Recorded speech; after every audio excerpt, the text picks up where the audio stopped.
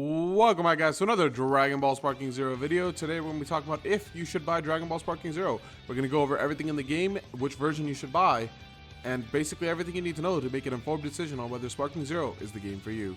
With that being said, if you guys enjoyed the video, make sure to like, comment, and subscribe, and grab your senzu beans, and let's go.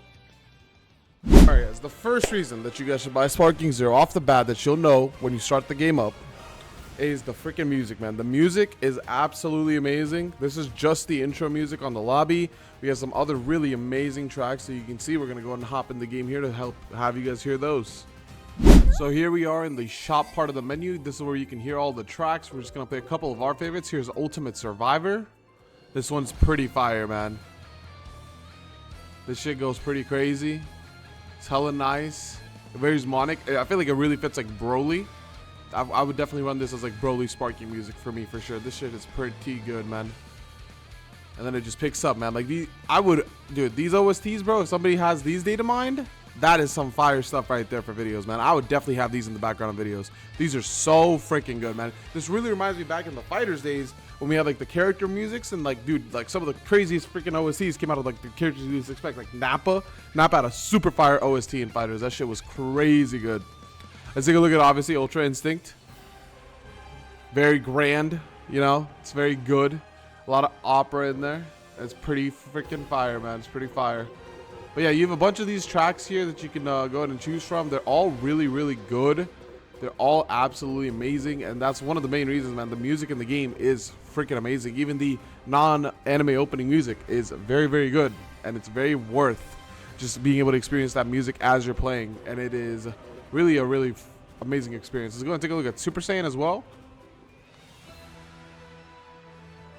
You already know, man, that legendary. This is that hero coming in music, man. This is when you know you're about to see the main man show up, save the freaking best girl, and he's just about to cook, man.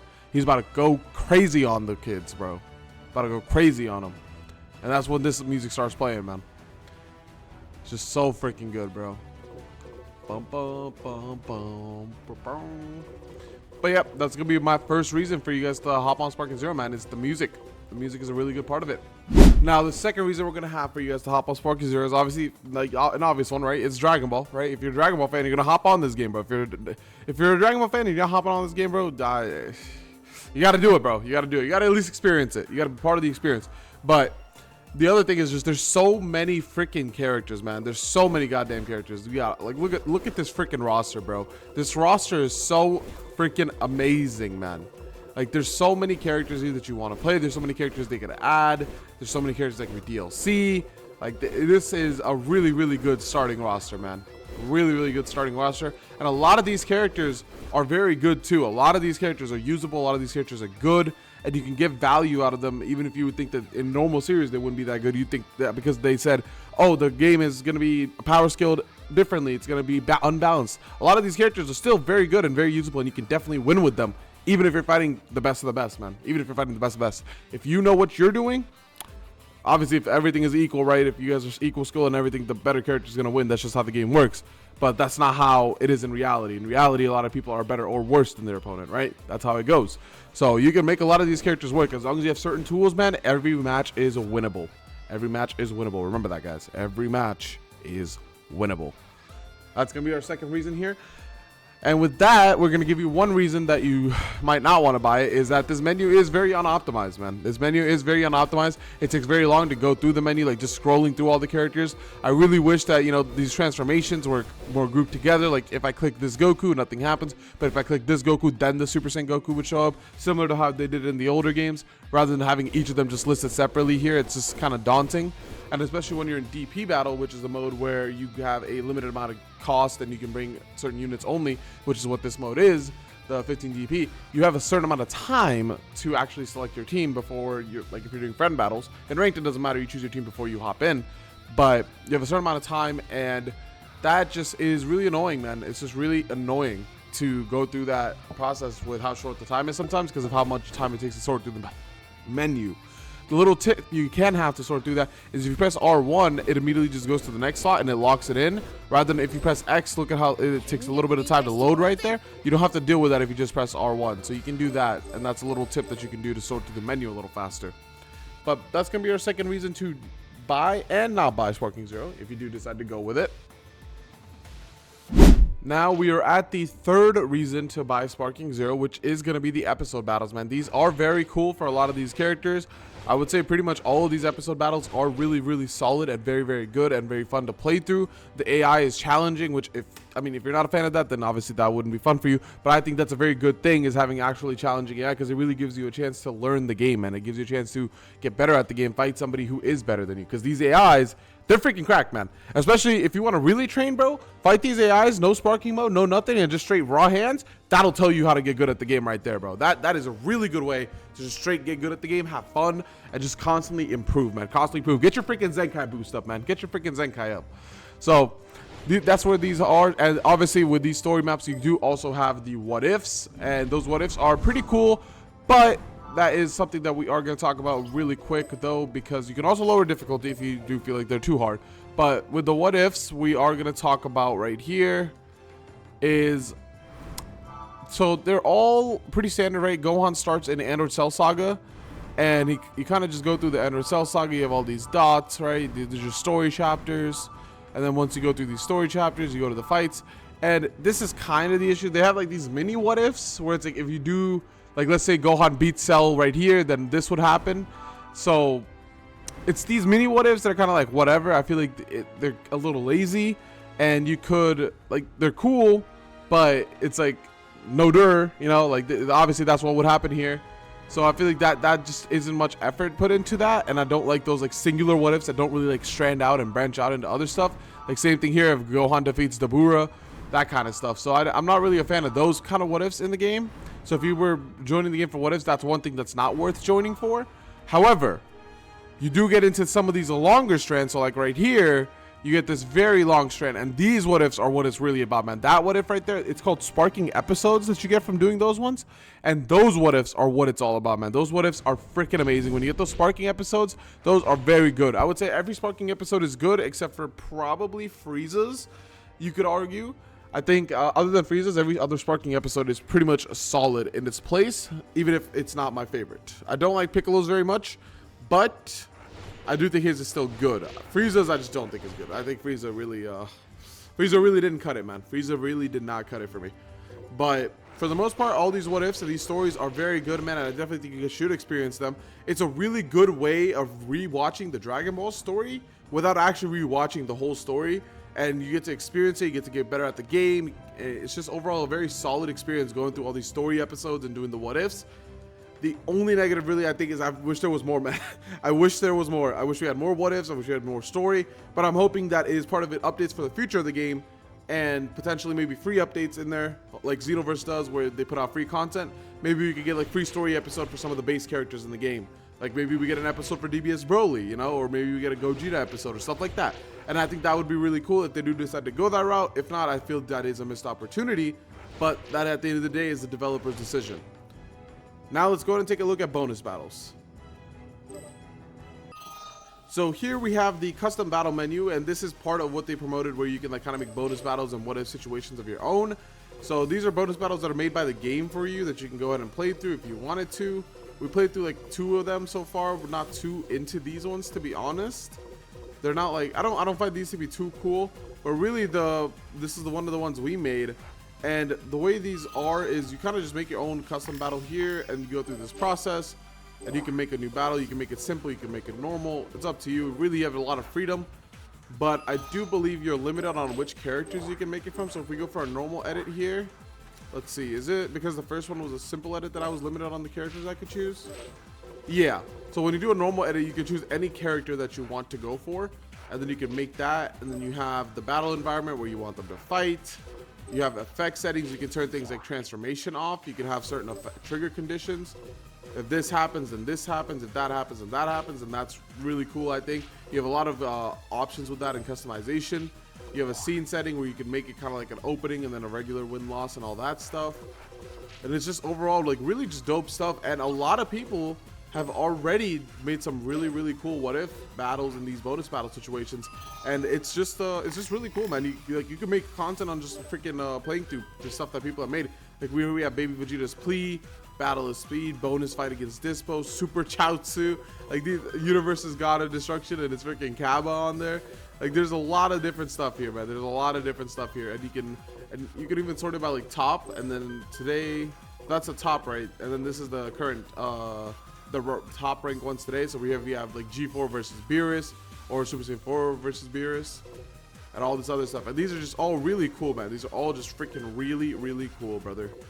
But yeah, that is the bonus battle situation. And I do think that is worth buying the game for, because these are all, you can do a lot of stuff with this, and it can be very cool, man. It can be very cool. You can have a great time. You get to really put your creativity out there. You really get to see like the things that you would want to see in Dragon Ball, and it really encompasses that, like, man, I wonder what would happen situation, man. And that's really what I like about this mode, and that's what you can do with it, and I think it's worth buying for that. Now let's go on to the next point. Now, the next point we're going to talk about is the customization in the game, which is, I would say, a negative point for the game. If you were really playing to customize characters, like custom outfits, old outfits, like maybe like putting Goku in his driving outfit when he went to take his driver's test license, stuff like that is not really in the game right now, but I do think it can be added in the future. Like, these are all the outfits we have for early Z Goku. But as you'll see, like for GT Goku, there's no alternate outfits. He has like no colors, no anything else. He has no like damage gi. So I feel like there is like just stuff that just isn't in the game yet. Like UI Goku, he has a couple different gis right here, but then there's one missing right there. And we don't know if like characters are gonna have more than 5 outfits right now, because nobody does have more than 5 outfits. And then there is also a couple characters who have outfits that actually change their moves.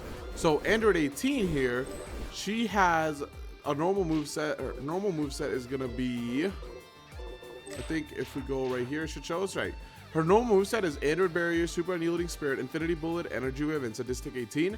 But if you put the outfit on that we can buy here in the shop, it'll change her second special to Chain Destructo Disc. And there's a couple other characters that have that too, where it'll like change one of their special moves. And that, I think it's this outfit right here. Right here. Android 18 outfit 5 changes Android 18's Blast 2 into Chain Destructo Disc when equipped. So this outfit is very expensive, obviously, and this isn't a crazy thing that's gonna not make her like cracked or anything. But it's just cool that there's outfits that do that, and in the future, if we get other characters with outfits like that and they do that, that would be, I think, really dope. I think that would be super dope. So that is one thing, but I think in the future outfits will be good. Right now, it's not really a big selling point for the game, in my opinion. Now let's get into the really main selling point of the game, and that is going to be the combat, man. So to talk about the combat, we're going to talk about, first, let's start off with this. There is, obviously, most characters, they have 2 skills, 2 special moves, and an ultimate. That is also pretty standard stuff, and it's, you know, like these ultimates, they do look very cool, man. Like, I have not seen an ultimate yet that I think looks bad, which is crazy. Like, there really isn't too many ults that look bad. There's some ults that just don't have much of an animation. Like for the giant form characters, a lot of the time they have like one-hit animations. So there's those guys, but for the most part, man, all these ults look freaking amazing, and it's all just really dope stuff. And then other than that, there is a lot of depth to the game, man. You have the movement, you have flying, ascending, you have dragon dash, quick ascend, quick descent, Z burst. Look at all these freaking different things you can do right here. This is from long range movements. Then you have close range movements, step and sways, cool, like all this stuff. Then you have melee attack actions. Then you have all these different rush chains and how they interact, and all these different options that you have as well. Lift strike, honing jump, air combo. You can change the order on that stuff. Rush, key blast, guarding high low, guard breaks, collapse, like super perception, like all these different things that you can do that are in the game. Then you have all these follow-ups. You have burst smash, and like, man, there's just so much stuff you can do that people just haven't even really began tapping into yet, that it's just like a lot of lab time, a lot of learning, man. And you kind of just learn into it, bro. You kind of just learn into it, and it's just it's really dope, man. It's really freaking dope. You just learn a lot. You get to play the game, and you get better at it constantly, and there's just not much else to it. You just kind of go crazy with it, bro. You kind of go crazy with it. And here we have the super bot on UI. We're just gonna have a little fight with him, and like, this is just fun to do, man. This is just a fun little game to play, man. Get the grab in right there. We go up. Like, look at just how freaking powerful this looks, man. So dope. And then we can grab him again. Bam. There we go. Let's go ahead and charge up our key. See if we can get sparking mode. Let's go for this. Bam. Look at that, man. Look at that. Let's go behind UI. Oh, you got the perfect reception like that. And then like the high speed evasion fights and stuff, man. Let's block here. There we go. And then we can ult, man. Look at this ult animation, bro. It's freaking beautiful, bro. It's beautiful. God, man, I love this one. But like all these animations are so cool, man. And it's just an absolutely amazing part of Dragon Ball Sparking Zero. Definitely, combat is not a reason you should not buy the game. The combat is very good. And some people will tell you the characters are unbalanced and shit like that, man. Don't bother with that stuff, man. Just because the characters are unbalanced doesn't mean the game is unwinnable. If you're good enough and you play better enough, you can win with freaking Tien and the Super Saiyan 4 Gogeta, bro. Like, it's all up to you and how well you want to learn the game. If you want to put the effort in, you want to put the time in, you will be good at this game. And that, I think, is a very big selling point. And there's a lot of depth to the combat that you can learn and you can master. And that's all up to you guys, man. You put your hours in, you put your time in, and you're going to be good. Let's go ahead and go to the final point. What's up, Sam, man? All right, guys. For the final point, I think, is which version of the game should you buy? Should you buy the basic edition, the ultimate edition, or the freaking collector, etc., etc.? Whatever edition you decide to go with, I think obviously you want to get the base game, right? That's the main goal. I don't think that you need to buy any of the bonus editions, to be honest. If you do think you're going to care about both the Diamond Packs and the Sparking Super Pack, the DBS Superhero Pack, which I think a lot of people will care about the DBS Superhero Pack, I would recommend getting the version that has a Season Pass at the bare minimum. But I wouldn't worry about like the bonuses on it. Like going from that, I think it's like an $80 version and like $100 or something like that. Don't bother with the $100, man. Don't bother with the Ultimate Edition. The one that gives you like a Super Shenron summon and stuff. The Shenron summons in the game are horrible. They are not worth doing. You really don't need it at all. They don't provide anything crazy. They don't provide anything good. They don't provide anything like long lasting. They are not good bonuses that you want to be spending extra money for. I promise you that right now. You should just get the base game, I think, and then buy the DLC packs as you like them.